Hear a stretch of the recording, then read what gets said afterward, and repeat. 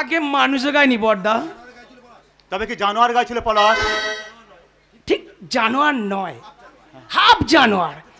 একটা চ্যাংড়া ছেলে টেপ রেকর্ডে গানটা শুনতে শুনতে রাস্তা দিয়ে চলে গেল। আচ্ছা পলাশ, তুমি কি সিগারেট খাচ্ছ? সিগারেট? আমি? ছি ছি ছি ছি ছি, এ আপনি কি বলছেন বড়দা? জীবনে আমি কোনোদিন সিগারেট ছোঁইনি। ভালোই করেছো পলাশ, ভালোই করেছো। নেশা মানেই তো খারাপ। যেমন ধরো না ভাইয়ে ভাইয়ে ভালোবাসা, এটাও একটা নেশা। বড়দা, শুনলাম তুমি নাকি পেয়ালিকে নিয়ে ইনকাম ট্যাক্স অফিসে যাচ্ছ। আর বলবেন না বড়দা, আর বলবেন না। আমার লাখ লাখ টাকার বিজনেসটা ওই সালারা টোটালি সিল করে দিয়েছে। ইনকাম ট্যাক্স অফিসাররা না হয় তোমার শোরুম ব্যাংকের পাসবই সিল করে দিয়েছে পলাশ, কিন্তু তোমার বাড়িটা তো সিল করে দেয়নি। তাহলে তুমি আমার বোনকে নিয়ে তোমার বাড়িতে নিয়ে যাচ্ছ না কেন? ওই যে পুলিশ। পুলিশ? হ্যাঁ, পুলিশ আমাকে ধরবার জন্যে হন্যে হয়ে ঘুরে বেড়াচ্ছে। তবে হ্যাঁ, খুব তাড়াতাড়ি আমি মিনিস্টারকে ফোন করব। আর মিনিস্টার কি তোমার খুব চেনা? চেনা মানে দারুণ চেনা, ভীষণ জানাশোনা। আমার সঙ্গে অনেক ব্যাপারই লেনা দেনা আছে। বলতে গেলে মন্ত্রী আমার একেবারেই কেনা। গঙ্গা তাহলে ঠিক কথাই বলেছে তো। আমার বোন তাহলে পলাশকে বিয়ে করে ভালো কাজই করেছে। আহ আহ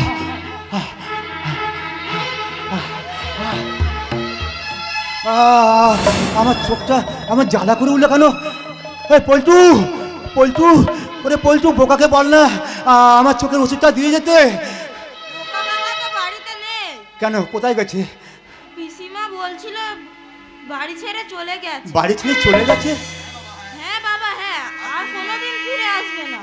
পল্টু, বোকা চলে গেল, আমার সঙ্গে দেখা করে গেল না। সব বেঈমান, সব বেঈমান। না না, বোকা তো এরম করার ছেলে নয়। ওকে ওকে জিজ্ঞাসা করতে হবে। এই পল্টু, এই তোর মা কোথা রে? মা গঙ্গার ঘাট থেকে ফিরে এসে আমাকে একটা গল্প বলেছে। হ্যাঁ, কিসের গল্প? কার গল্প? তোর কাকা কাকিমার গল্প বুঝি? নিশ্চয়ই তোর ছোট কাকিমা তোর মায়ের কাছে কান্নাকাটি করে ক্ষমা চেয়েছে। বাবা, হ্যাঁ, আমি জানতাম ক্ষমা ওকে চাইতেই হবে, কারণ আমি তোর দাদু তোর পিসি কারো কাছে তো কোনো অন্যায় করিনি। হ্যাঁ রে পল্টু, ক্ষমা চাওয়ার সময় তোর কাকিমা কাকা কি বলেছে রে? কিচ্ছু বলেনি।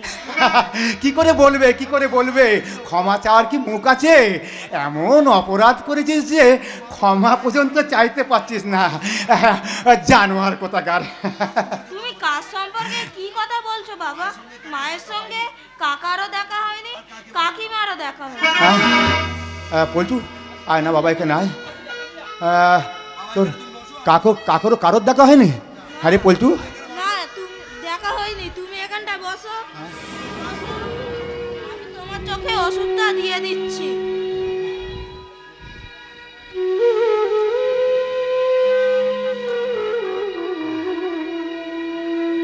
পল্টু, আমি যে তোর কাকিমার গল্পটা বলেছি, তুই যেন তোর মাকে বলিস না বাবা। আচ্ছা বাবা, আচ্ছা। হ্যাঁ, দুঃখের কথাটা বলিনি বলে সুখের কথাটাও বলবো না? সুখের কথা?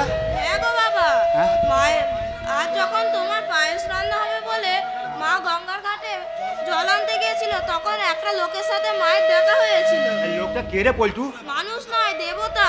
দেবতা? হ্যাঁ গো বাবা, হ্যাঁ। মায়ের মুখে আমাদের দুঃখের কথা শুনে তিনি মাকে একটা ভালো চাকরি দেবেন বলেছে। চাকরি দেবে? হ্যাঁ গো বাবা, খুব ভালো চাকরি। খুব ভালো চাকরি?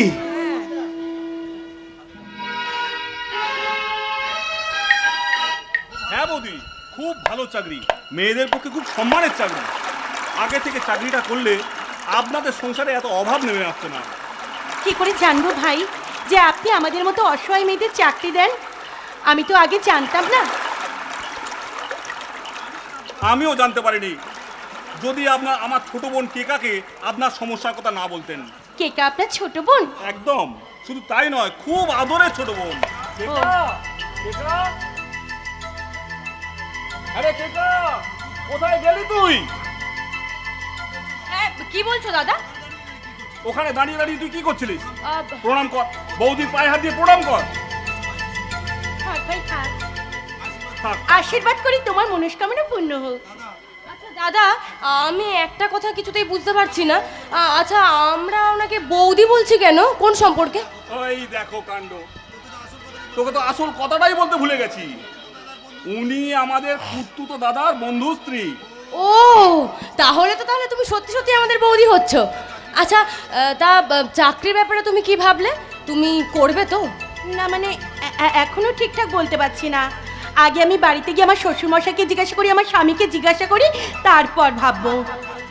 আরে ছাড়ুন তো বৌদি, এই বেকার সমস্যার দিনে ভালো চাকরি কেউ এমন হেলায় হারাতে চায়? আর তাছাড়া তোমার স্বামী অন্ধ।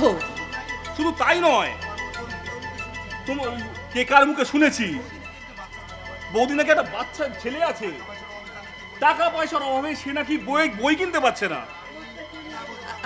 না বৌদি না, তোমার কোনো ভয় নেই। আর তোমার মতো আমার মতো অনেক মেয়েও বিউটি পার্লারে কাজ করে, বুঝলে? আর আমার দাদা তোমাকে অনেক ভালো টাকা মাইনেও দেবে বলেছে। তবু দরকার হলে আমি প্রথমে ভালো টাকা একটা অ্যাডভান্স দেবো। অ্যাডভান্স?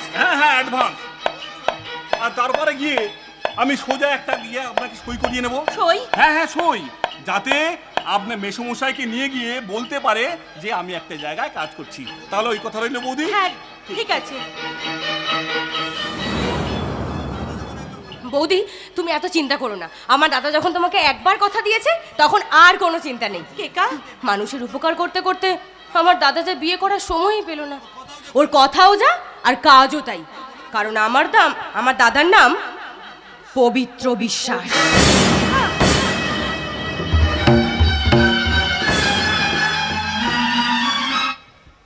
হ্যাঁ, পবিত্র বিশ্বাস? আরে সে তো আমার বন্ধু কল্যাণ বিশ্বাসের কাকার ছেলে। হ্যাঁ, আমি অনেকদিন আগে তাকে একবার দেখেছি, কিন্তু এখন তাকে চিনতে পারবো কি বলতে পারছি না। আরে পল্টু, যা যা, তো দাদুকে পিসিমাকে খবর দে, তোর মাকেও আসতে বলবে। যা যা। মা চাকরি করে টাকা আনলে আমাদের সংসারে অভাব মিটে যাবে। তুমি নতুন করে দেখতে পাবে। কি দেখতে পাবো রে পল্টু? নতুন পৃথিবীটা নতুন চোখে মিলিয়ে নেবে পুরনো ছবি। নতুন পৃথিবীটা নতুন চোখে মিলিয়ে নেবে পুরনো ছবি। এই নতুন পৃথিবীটা নতুন চোখে মিলিয়ে নেবে পুরনো ছবি। এই নতুন পৃথিবীটা নতুন চোখে মিলিয়ে নেবে পুরনো ছবি। তুই তো একা একাই তোর বাবাকে গান শোনাচ্ছিস। তোর মা কোথায় গেল, আমার গঙ্গা মা? আমি তো তোমার মুখে কথাটা শুনে ছুটে গিয়ে বৌদিকে বললাম, বৌদি আমার উপর রাগ করে থেকো না, তুমি এই চাকরির খবরটা এক্ষুনি গিয়ে দাদাকে জানিয়ে এসো। হ্যাঁ, আমি শুনেছি রে পেয়ালে, শুনেছি। শেষ পর্যন্ত কি ঠিক হলো? আমি ঠিক করলাম বাবা, গঙ্গা চাকরি করতে যাবে। আমি চাকরি করতে যাব না। কেন? যাবে না? না বাবা না, আমি চাকরি করতে গেলে আপনার এই সংসারে অমঙ্গল হবে, আপনার মান সম্মান সব চুলোর সঙ্গে মিশে যাবে বাবা। কিন্তু আমি বলছিলাম কি, কিন্তু বৌদি না, আগে প্রাণ তারপর সম্মান। হ্যাঁ, তবু এই বাড়ির বউ হয়ে এ বাড়ির কুলক্ষিটা আমি কিছুতেই নষ্ট করতে দেব না বাবা। বৌমা, বাবা এমনি করে আপনি আমাকে অনুরোধ করবেন না বাবা। আপনি আমাকে চাকরি যাওয়ার কথা বলবেন না বাবা, বলবেন না। তাহলে কি আমার নতুন ক্লাসের বই কেনা হবে না? ক্লাসের বই? আমার চোখের উপযুক্ত চিকিৎসা গঙ্গা। চোখের চিকিৎসা? হ্যাঁ গঙ্গা, হ্যাঁ, আমার চোখে ঠিক মতো চিকিৎসা হলে আমি আবার দৃষ্টিশক্তি ফিরে পাবো গঙ্গা, আবার নতুন করে দেখতে পাবো এই পৃথিবীর সুন্দর রূপ। সংসারটা তো চালাতে হবে বৌদি, বাবার মুখে, আমার এই অন্ধ দাদার মুখে। ওই পল্টুটার মুখে দুবেলা দুমুঠো তো খাবার তুলে নিতে হবে গঙ্গা মা। শুধু তাই নয় গঙ্গা, শুধু তাই নয়, কি তুমি কিছুদিন চাকরি করলেই আমি দৃষ্টিশক্তি ফিরে পাবো, বাবা আবার হাসি ফিরে পাবে, পিয়ালি শান্তি পাবে, আমাদের পল্টু আবার স্কুলে যাবে, কানায় কানায় ভরে যাবে আমাদের সকলের স্বপ্ন, আর সেই সঙ্গে ওই বেঈমান ওই হতভাগা সৈকতটা বুঝতে পারবে সে আমাদের হারিয়ে দিতে চাইলে কি হবে। আসলে আমরা হারিনি, আমরা জিতে গেছি বাবা, আমরা জিতে গেছি গঙ্গা। তাহলে তুমি শোনো, আপনিও শুনুন বাবা। বল্টু, পিয়ালি, তোরাও শোন। সকলের সব দুঃখের বোঝা আজ থেকে আমি নিজের মাথায় তুলে নেওয়ার জন্য আমি চাকরি করতে যাব। তাহলে দেরি করবেন না বৌদি, তাহলে দেরি করবেন না। যে অবস্থায় আছেন আপনি আমার সঙ্গে গিয়ে কোম্পানির কাছে কিছু একটা টাকা অ্যাডভান্স দেবেন। চলুন বাবা।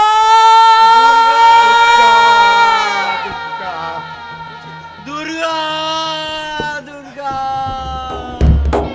গঙ্গা চলেছে আজ ধুয়ে দিতে, গঙ্গা চলেছে আজ ধুয়ে দিতে সংসারের যত ময়লা।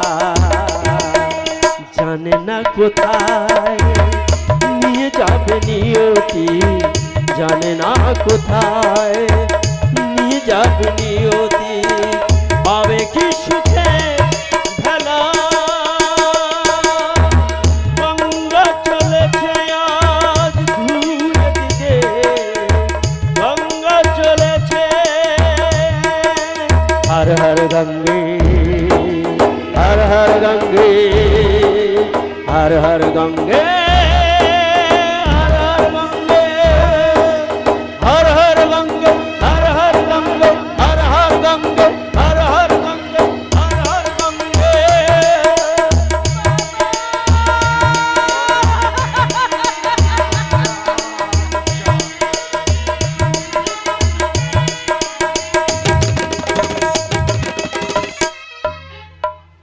দুর্গা প্রতিমার মতন বউটার শরীর থেকে শাড়িটা খুলে নিয়ে কে তাকে আধুনিক পোশাক পরাতে পরাতে বলছে আমাদের বিউটি পার্লারে চাকরি করতে গেলে এই রকম পোশাক পরতে হয়। শুধু কি তাই, শয়তানি মেয়েটা বউটাকে নিয়ে মেকআপের পর মেকআপ করে যাচ্ছে। তাহলে কি আমাদের মালিক ওই পবিত্র বাবুর মনে কি অন্য কোনো মতলব আছে?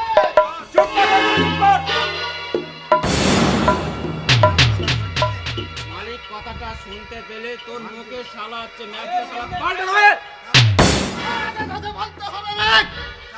চাকরি দেবার নাম করে বউটাকে নিয়ে এসে অমন করে সাজগোজ করাচ্ছিল কেন? তুই জানি না শালা? আর কি করে জানবো? এমন দৃশ্য আমি বিউটি পার্লারে কখনো দেখিনি। তাহলে শোন, যা কখনো দেখিনিস তাই নিয়ে মাথা ঘামাসি না। কাস্টমারের বাড়ি গিয়ে গিয়ে চুলের মাপ নিতিস, ফেসিয়াল করতিস, আর তেমনি কর। নতুন করে জানতে চাস না এই বিউটি পার্লার সাইনের বাইরে আটালে কিভাবে মধু চক্করের ব্যবসা চলে। কি বললি? ওরে ঠিকই বলেছিস রে শালা, ঠিকই বলেছিস। আর আমি আর কেকা হচ্ছি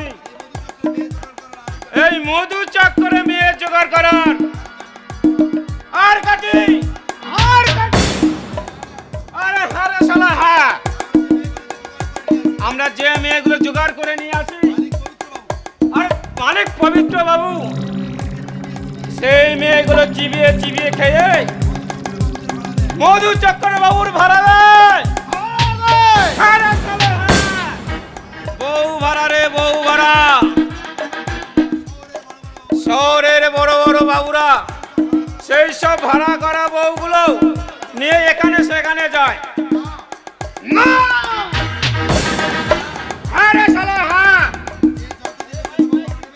যে যত দিনের জন্য বউ ভাড়া নেবে আরে সে তত মোটা টাকা দেবে।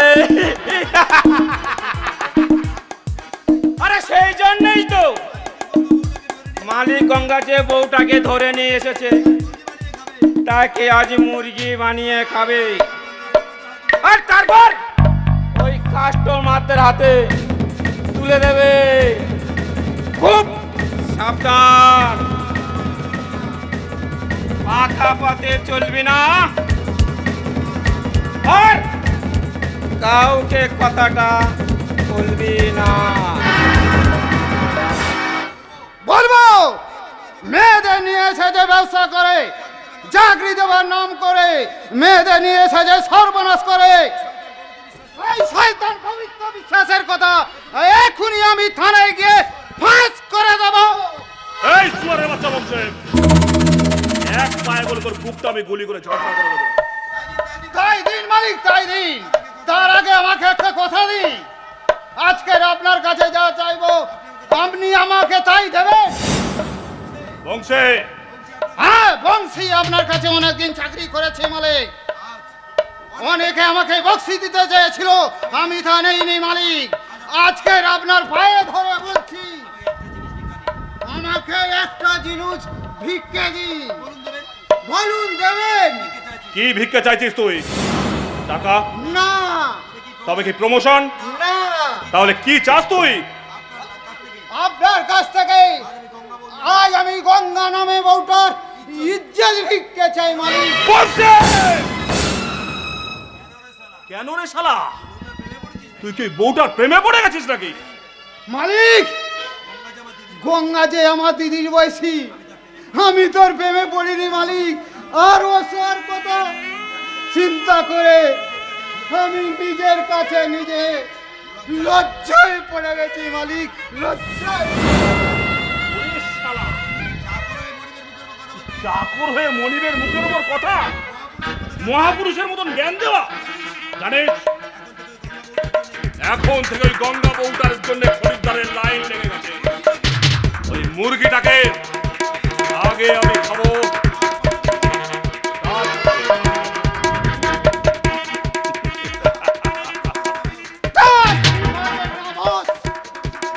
এই বংশী বেঁচে থাকতে গঙ্গা বউটার কোনো ক্ষতি হতে দেব না মালিক, কোনো ক্ষতি হতে দেব না।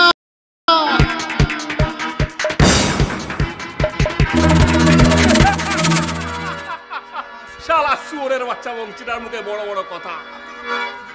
আমি যখন ব্রাশ করে জিভ ছুলে অভাবে সিদ্ধ মুরগিটাকে দাঁত বসাতে যাব, অম্বি শালা বলে উঠল কিনা শনিবার নিরামিষ খাবার দিন।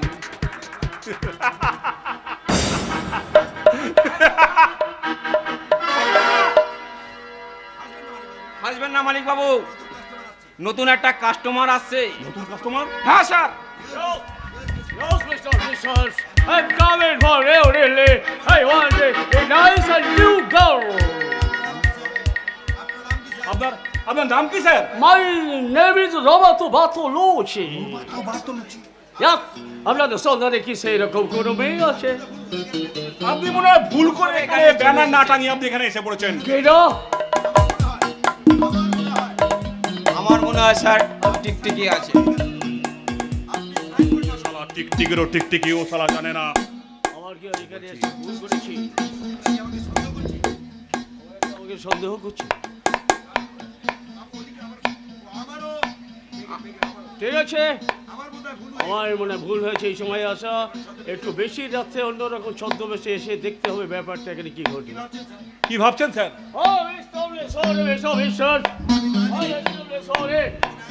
আমি না টেনে চলে আপনাদের কত দিলাম বলে ক্ষমাটে নিচ্ছি। Good afternoon, good afternoon all of you, good afternoon. তুই লোকটা তার পিছু পিছু যাওয়া করে দেখায়, দেখ লোকটা কোন দিকে গেল। স্যার, গোপন ব্যবসা স্যার কি অভিশাপ? কেন?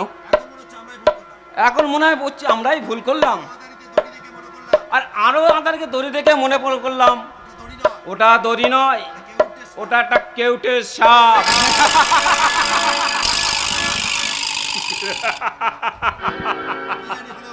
কি জানি, হলেও হতে পারে। হয়তো গঙ্গাকে কয়েকদিনের জন্য বউ করে পাঠাতে পারলে মোটা মাল আমদানি হতো।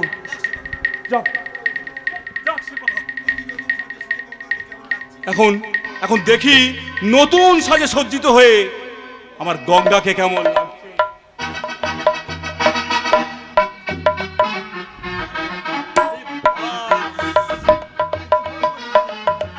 একদম শরীরে যেন বিদ্যুতের ঝিলিক মারছে। ছি ছি ছি, আপনার মুখে এই কথা শুনে আমার লজ্জা করছে ঠাকুরপো, লজ্জা করছে। আপনি বিশ্বাস করুন, আপনার বোন যখন আমাকে এই শাড়িটা পরে দিয়েছে আমার ভীষণ লজ্জা করছিল। কিন্তু কিন্তু এখানে চাকরি করতে এলে এরকম সুন্দর সুন্দর ড্রেস তো পরতেই হবে, আর এরকম মেকআপও নিতে হবে গঙ্গা। সে কি, আপনি আমাকে শুধু গঙ্গা বলে ডাকছেন? গঙ্গা শব্দটা যে পবিত্র, তাই গঙ্গা গঙ্গা করে এই পবিত্র বিশ্বাস আর একটু পবিত্র হতে চাইছে। তাছাড়া তোমার গঙ্গা নামটা এখন থেকে পুরোপুরি বাদ চলে যাবে। মানে হ্যাঁ, বাদ চলে যাবে। আজ থেকে তোমার নাম হবে মিস ডোনা। না না না, আমি এখানে চাকরি করতে চাই না, কিছুতেই না। আমি এখান থেকে বাড়ি ফিরে যেতে চাই, বাড়ি। এখানে যত সহজে আসা যায় তত সহজে বেরোনো যায় না মিস ডোনা। না না না, আপনি এভাবে আমাকে আটকে রাখবেন না।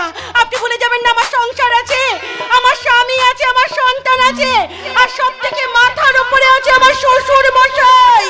থেকেও তো নেই, শ্বশুরটা অন্ধ, না ছেলেটা ছোট। তাছাড়া শুনেছি অভাবে সংসারে সে নাকি স্কুলে যাওয়ার জন্য বই কিনতে পারছে না। আর তোমার স্বামীও তো শুনেছি তোমাকে দেখতে পায় না, আর তোমার যৌবনও দেখতে পায় না। চুপ কর, চুপ কর শয়তান, চুপ কর বলছি। কিছুক্ষণ আগে যাকে তুই বৌদি বলে রেখেছিস তাকে নিয়ে সব নোংরা কথা বলতে তোর লজ্জা করছে না? আরে বাবা, একটু পরে তুমি যে আমার টেম্পোরারি বউ হবে, তাতে লজ্জা কিসে? মানুষ নয়, তুমি একটা পশু, অবধ শিশু। ও সেই জন্যই বুঝি অসুরের মতো আমার সঙ্গে অভিনয় করে চলেছিস। অভিনয় নিজের ভাগ্যে পরিহাস আনতে গেলে অন্যের সর্বনাশে করতে হয় ডোনা।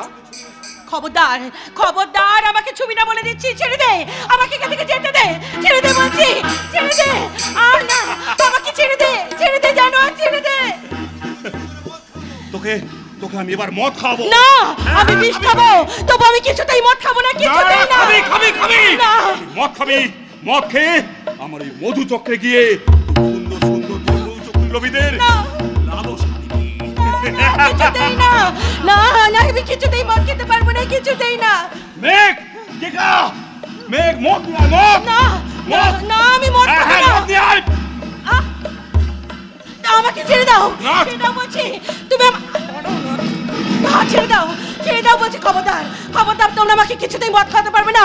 তোমরা ভুলে যেও না আমি একটা সংসারের গৃহবধূ। তাই তো আমি প্রত্যেকদিন সন্ধ্যাবেলা লক্ষ্মীর পাঁচালি পড়ি, আমি প্রত্যেকদিন মা লক্ষ্মীর আলপনা আঁকি, আমি প্রত্যেকদিন আমার শ্বশুরের সেবা যত্ন করি, আমার অন্ধ স্বামীর সেবা করি। তাই দয়া করে তুমি আমাকে মদ খাইও না।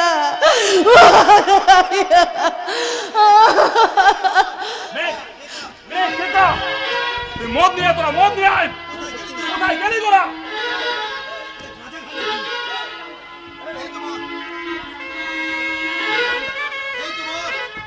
এই তো স্যার মদ। একটা বোতল আমাকে দে, আর একটা বোতল ওর মুখে ঢেলে দে।